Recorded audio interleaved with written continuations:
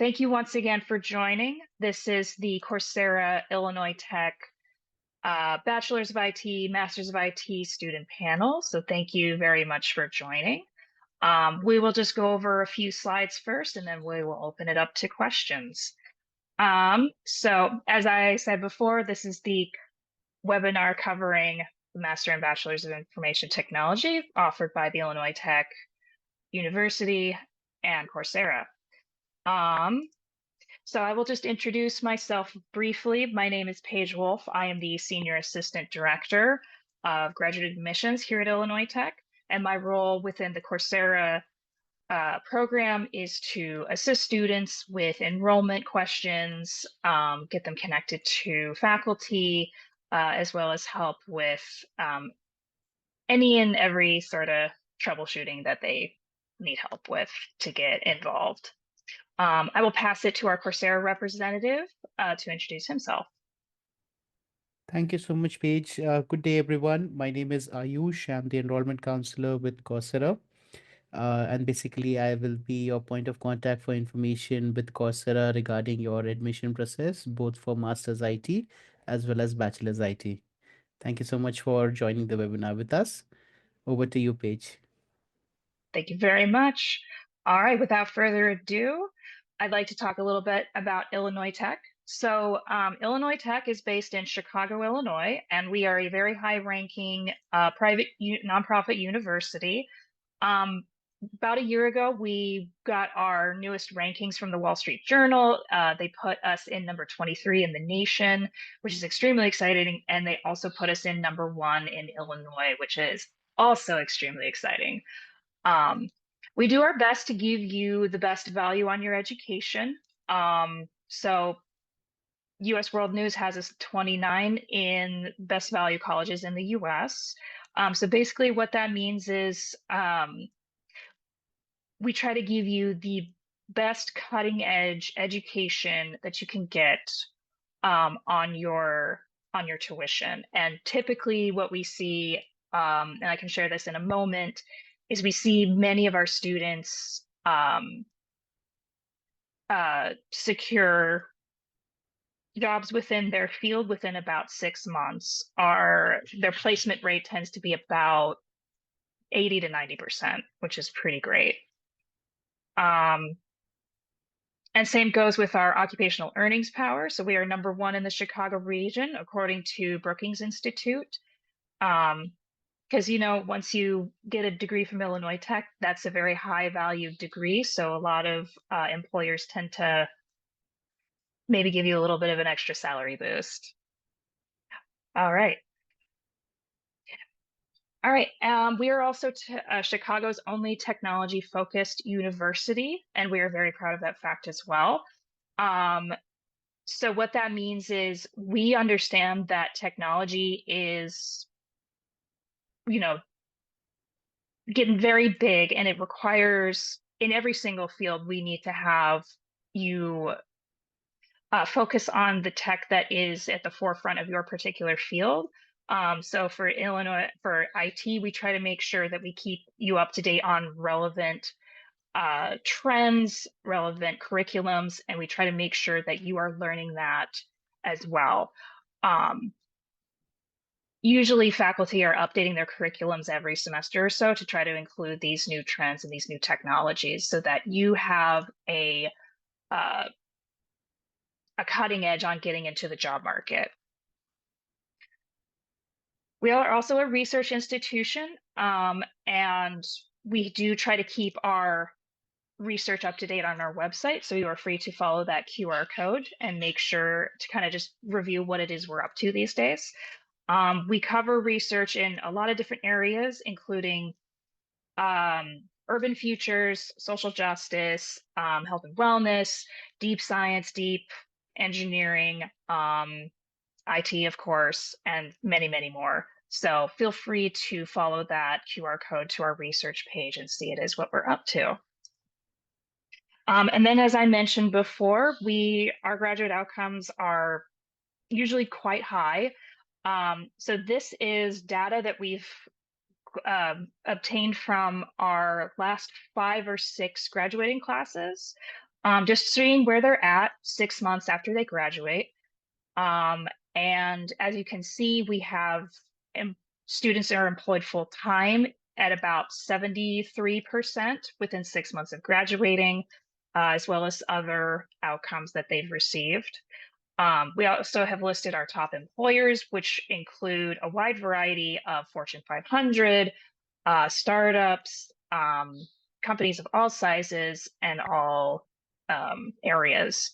And then we've also included their starting salaries, which can be pretty competitive. Yeah. And there's another QR code for you to follow. You can drill down to just uh, the IT graduates. And there is also a separate page for undergrad if you wish to follow, go to our page and find that as well. So, yeah.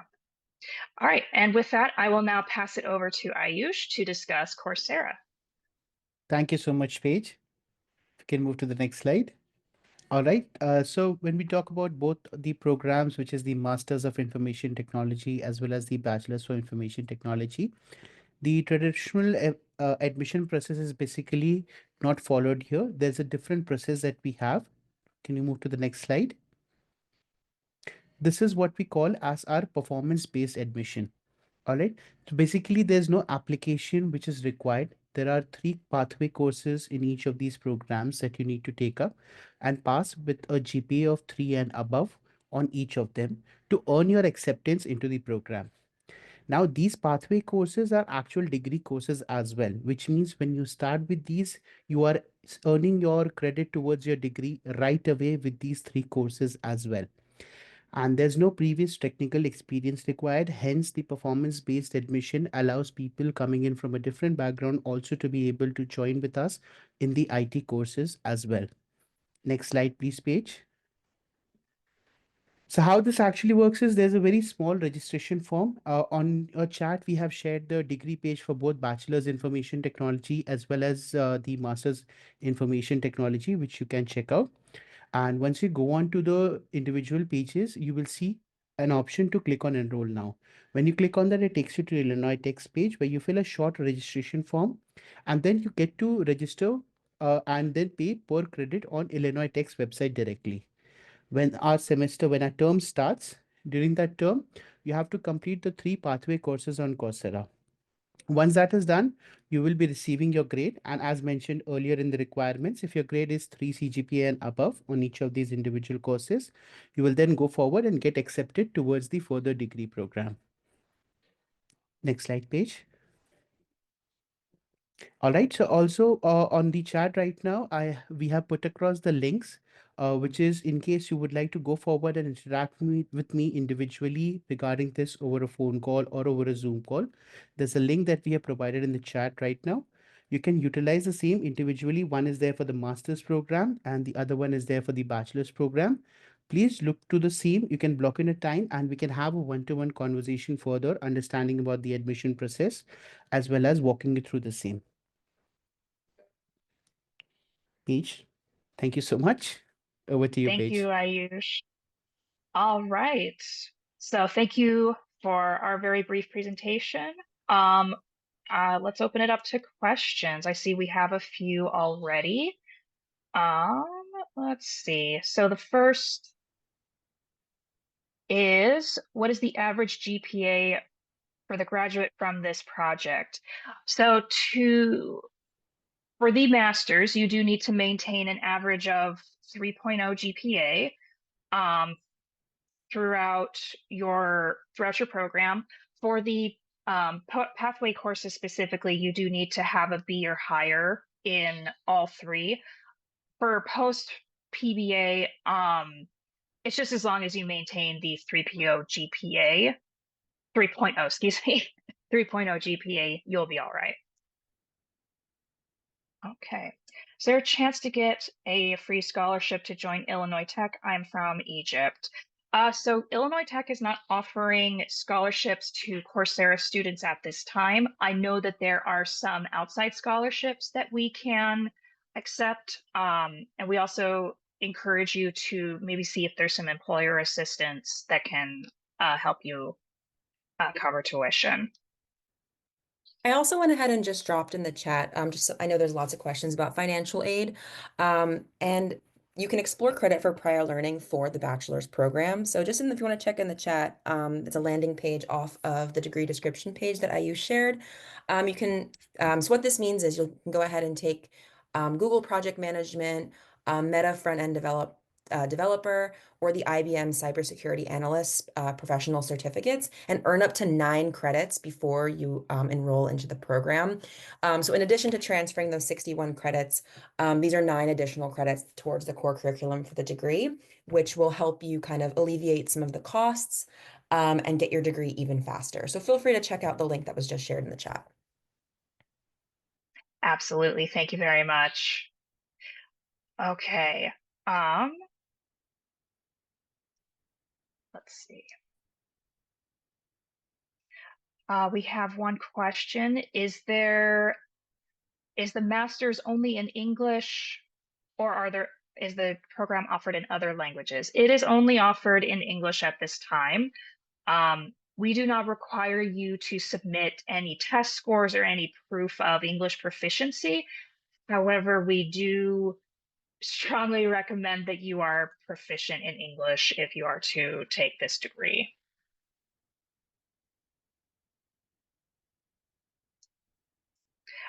Do any credits from another university count towards the bachelor's degree? So I will go ahead and just sort of put a caveat on my answer. I work directly with the graduate office. I do not work with undergrad. So I have very sort of basic information about their processes. But my understanding is yes, if you have credits from another university, those can be accepted. I'm more than happy to connect you with our undergrad representative who can assist you with getting those credits transferred as well as answering your questions. Yeah, and Paige, I'm happy to jump in as well. So it is mandatory to transfer 61 credits into the bachelor's degree. So this is a degree completion program. So that is one of the caveats to the Bachelor of IT program. If you're interested in what specific credits are possible to transfer, that would be they do a transfer credit analysis that the university will do with your enrollment form. Since there's no formal application, that's just one of the few things that they do request when you're enrolling in the bachelor's program. So hopefully that helps a little bit there as well. Appreciate it. Thank you. I am sending out the email address for those that ask about transfer credits as well. Okay. I So Paige, registered. so Yes, Paige, go ahead. I before we move ahead, I think we can also introduce Damien to the participants and then start off the interaction with him. Yep, absolutely. Damien, please introduce yourself. Hello, everyone. My name is Damien Zavala. I actually am part of the Masters at program for the MSIT to Coursera at IIT.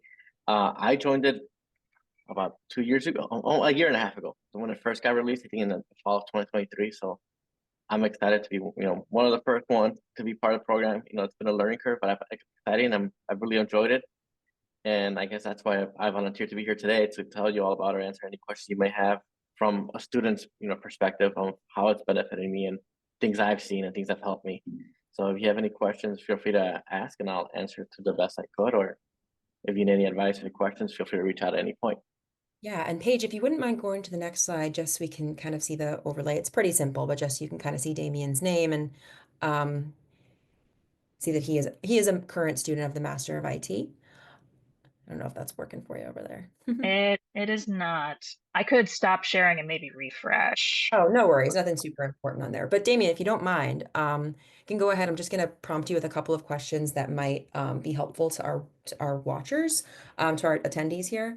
So if you wouldn't mind just talking a little bit about your background and kind of what you're currently doing, maybe in tandem with the degree, if you're working, and if you're not currently working, maybe some of your career aspirations after you graduate.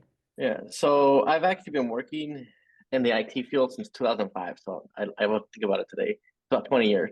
So, Wow. when I first started, I didn't have pretty much anything. I was thinking I was starting back for my A plus back in '05, which is a long time ago. And things have really changed since then. And the thing that mostly helped me in the back end was a lot of certifications, a lot of training. And then eventually to get my bachelor's degree. And then 2 years ago, I decided I want to go for a master's to help me get that extra bump, like you said, in my salary, but also extra thing to help my resume, because eventually I want to become a director. I notice a lot of directors or higher roles, like managers, have some sort of master's in the background. That's really what motivated me to go after my master's degree. And I'm still currently in a full-time occupation. So I'm a systems engineer, cloud engineer. So it helps me that I have my knowledge that I could put into use for my roles when I'm taking classes like Python. I do coding. That does help me having that information. Yeah, 20 years. So you're brand new to it sounds like. That's awesome. Congratulations on that. That's really happy 20-year anniversary. Thank you. And I apologize if you have kids in the background. You hear my kids in the background. It's -20 today in Chicago, and schools got canceled. Daycare got canceled. So they're with me. Oh my gosh, yeah, I've heard it's like it was like 8 degrees waking up this morning, so I can't imagine what it's like in Chicago. I'm outside Philly here. That's awesome. Well, thanks for joining It us. is. Multitasking. We're in the negatives. Unreal. Oh my gosh. Hmm. Well, the good news is you can take either of these programs from anywhere in the world, so you don't necessarily have to freeze in Chicago in order to become an Illinois Tech student. So that's a good plug there. Awesome. Thanks, Damien. A couple more questions for you. So how did you find out about Illinois Tech, and I guess what stood out about this particular program?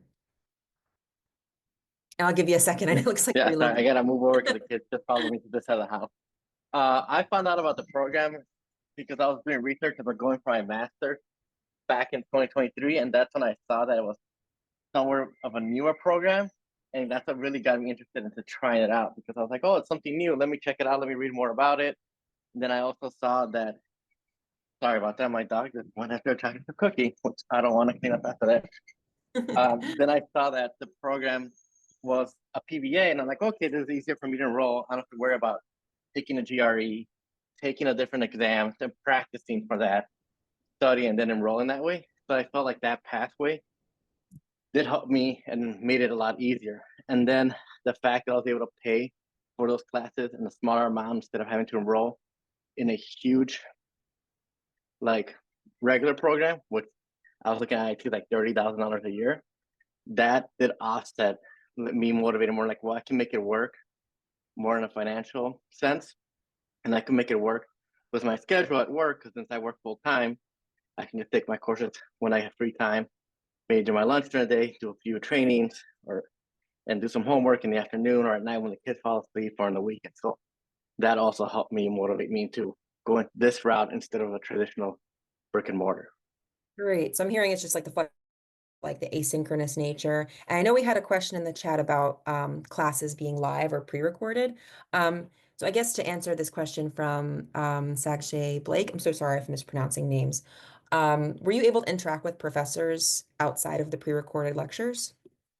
Yeah, so usually we have at least 3 live sessions per semester or per class. So each class is about 10 weeks long. And during those 10 weeks, I've at least meet with the professors 3 times for like a 2-hour live session that we have. They also have office hours weekly where you can meet with the professor or talk with them through, or I guess with the teacher assistant. So I've met with them as well. I've only had one scenario where the professor and we were building a relationship, and I was telling him my interest in becoming a PhD student in the future. So we actually met on campus. I went down and I got that opportunity to get my name badge, that I was so excited about because he qualified for an ID badge. I picked up my ID badge and met him. Awesome, that makes sense. Yeah, and if there's any follow-up questions, please feel free to drop them in the Q&A. We do have another question coming directly to you, kind of about what you were just speaking with to your balance, your work-life balance and work-school life balance. You can add that one in. Is it manageable? Zarina says that your background sounds very similar to theirs, working full-time, parent, being in the field already. Maybe you could talk a little bit more about how you manage everything. I feel like, so the nice thing about it is when you sign up for a class, usually like the week before, it loads up in your Coursera platform as like a preview, but you can see it, and that opportunity lets me see, okay, what the breakdown of the class looks like. Usually it's like a 9-week, 10-week. Sometimes the summer's a little bit more condensed because summer semester's a little shorter, but that gives you an idea of what work to expect. Once I know what work to expect, I usually cross that with the kid schedule and my work schedule, so I can plan out, okay, by this date I want to finish maybe up to here, so I stay ahead of that task. For an example, for right now, for spring A of 2025, I know that for that at work, I'm going to be really busy in February because we're closing an office, moving some infrastructure to the cloud. So I know I'm going to do a lot of my hard work. I have to do it now in January to get ahead, because if not, I will fall behind in February. So this way I can still finish on time for March. So it really comes down to like seeing what's required from the course, how that crossing it with my work schedule and the kid schedule, and then making it work that way. Hopefully that example helped you all. Yeah, no, it's a it's great inside information that you can kind of go at your own pace and get ahead when you need to. Kind of taking a step back, in terms of your admissions process, how did you find performance-based admissions? And I'll go ahead and I'll also drop in the chat for everyone more specific information about the Bachelor of IT and the Master of IT performance-based admissions. But from your perspective, being a Master of IT student, did you find that the performance-based admissions was helpful for your kind of busier life, or did you find the classes really difficult or challenging? What are your thoughts? I really found it helpful because it was on my own time. I was able to, do this at my own schedule. It also found a lot easier than planning to take like a test. I know for like standard, you have to take like a GRE and do like resumes, do recommendations. It was like a lot more. You get enrolled, and that's what really gave me the fear about applying for a master's degree. But the PBA made it easy. I think it was simple because a lot of the questions that were offered, I remember for my program was around operating system, security, and then like internet. Like it's like three features that like, well, I do this every day. And like for people that have like an A+ certification, it's very similar to the A+ certification. So any certifications you've done with A+, AWS, Google, Azure, it's very similar to that. So if you've been working in the field for a while, that gives you like a really, really good way to run into the field. And I think that made it really easy for me to take the PBA. I was able to do all the content myself within a few weeks instead of like the 2 or 3 months they gave me, just because of my Wow. background. Wow, 2 or 3, that's awesome. 2 or 3 weeks. I guess, what would your advice be to maybe somebody who doesn't have as robust of a background as you do? Any like prep courses that you would recommend? I know, and this is not necessarily maybe your specialty, but maybe just certain skills that people might want to brush up on if they don't have 20 For years of experience. prep courses, I feel like knowing the basics of an operating system, like between Windows, Linux, and Mac, that's a great way to start. And you could do that by YouTube videos online. There's also a lot of websites that do training, or or even Coursera does that too, where you go and sign up and just learn about something. And I believe Coursera, if you pay for the monthly subscription or yearly subscription, you get access to this content, so you can get ahead of it, see if you like it. And if you like it, then go after that PBA. If you don't like it, then you at least know through that experience you were able to check it out. That's super helpful. Please, if there are questions about maybe if they're career switchers or first timers in the IT field, Damien seems like a great wealth of knowledge for other skills you might want to think about before embarking on PBA. I did drop those links in the chat, the Bachelor of IT, PBA, or performance-based admissions, as it stands for. There are links in the chat for both the Bachelor program and the Master's program. So you can see exactly which courses you need to take in advance.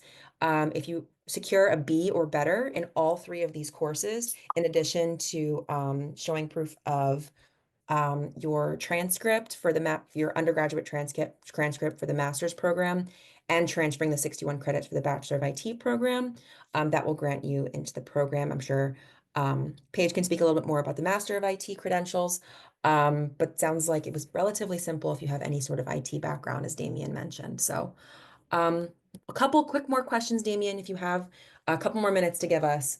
What are your biggest challenges in the program, from maybe, is it online learning or maybe part of the curriculum, homework assignments? What are some challenges you've faced, and how have you overcome them? So one of the challenges, and it's an issue that I ran into just because of my computer. For one of the classes, it was like a hypervisor's class, which is a virtual machines that you have to manage in your computer.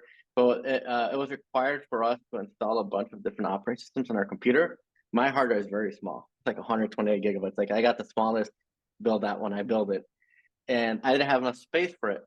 So I guess the challenge I had to figure out, how am I going to get all these virtual machines, take up a space in my computer so that I could do the coursework. And what I ended up doing is I ended up ordering like a flash drive.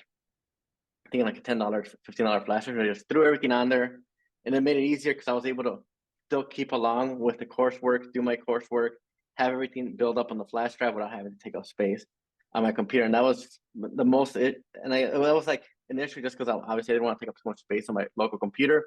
And two, at the same time, I wanted to keep up with the coursework so I could practice the VNs, build up with what the professor was providing us. And I guess the last thing was, now that I have it, it's still the flash drive. That's the only thing that's on there. So at least I know if I ever need it, the flash drive is right there. And it's a good way for me to practice doing all the different flavors that the professor wants to see. I think it was like 10 different operating systems he wants to install. Which could be a little bit daunting when you think about like, how am I going to install 10 operating systems on like one computer? But at least there were workarounds, and he was pretty good. His name was Professor Jeremy. I can't remember his last name, but I remember he was very helpful with a class where a lot of us ran into the session. He was just giving us workarounds or ideas on how we can get it to work. So I really appreciated that class. So I think it's Jeremy Hijack you might be talking about, last name. Yes, awesome. And we do actually have a webinars that he was featured on in the past. Those are on the degree description pages. I can drop that link in the chat if you do want to get kind of a feel for what a professor might be like in the program. So that's awesome. I know I'm seeing some more questions come in the Q&A. Some of them are directed directly for you, Damien, and others are kind of more generally about the program. One comes in from Stefan asking about the math that's involved in the Master of IT program. There wasn't much math. There's more Python. So there's Python scripting. At least 2 classes have to do with Python that I've seen so far. And when it comes to coding, you need to know math because you need to make a basic math to make the code work. And I feel like that's the most mathematics I've reached in the math program. I'm not sure about the bachelor's program, because that might require more math courses. But the master's one, the only time I've seen math is when it comes to coding. That's great. That's super helpful. Are there any differences between, maybe this is for Paige, between campus students and Coursera students for the master's program?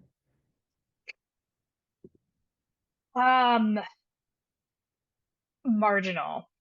Other than the obvious on-campus brick and mortar experience versus the online experience, the degree that we offer on campus does offer more course options, more concentration options, and stuff like that. That being said, though, you are also held to the maybe some higher standards. You do have to apply as you normally would, and if you don't quite meet our coursework or GPA requirements, you probably wouldn't be considered. Whereas for the Coursera degree, you have that PBA pathway option where you can show that you have the aptitude and or your own maybe work experience that can help you get admission to the program. So it's cost benefit or like pros and cons to both. Yeah, I hope that answers your question. I see a question from Tumedi for Damien specifically. Are the master's IT modules more gravitated towards coursework or research work, and which one do you prefer now that you're enrolled?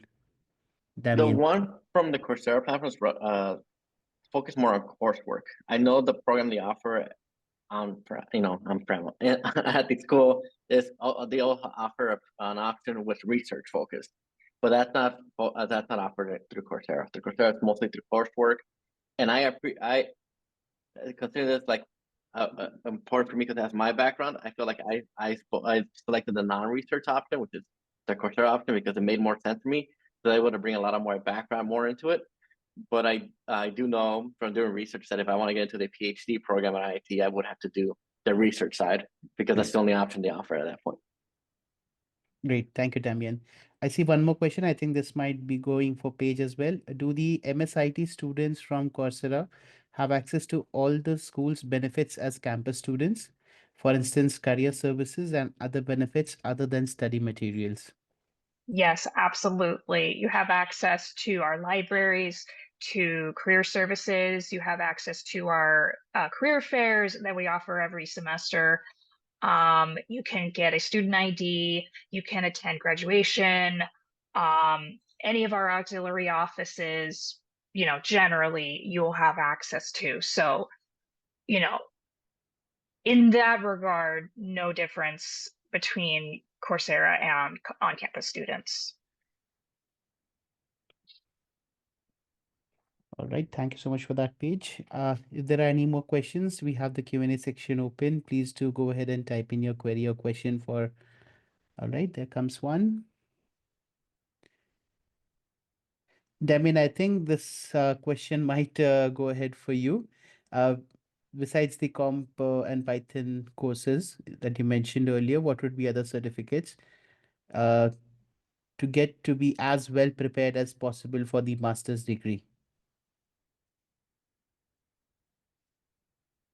I like those certificates came in mind just because even when taking some of those classes, I recognize some of those questions or like material, like, oh, I remember seeing this information in this certification. And when speaking to professors, like, yeah, that was we translated from some of that for that class. So that's where I was able to connect those dots. And especially the professors recommend, like, this is where we obtained it from. And I know one of the professors that I had last semester, he, he was telling me more about, it was a security class, and he was talking more about penetration testing. So him telling me like, hey, this is our security class focused more on pen testing. So if you wanted to go online and look up what pen test looks like and have more idea about that, that will prepare you for this class. So it's things like that, and reaching out to your professors or the TAs that help you get the insight of what would help you for each course.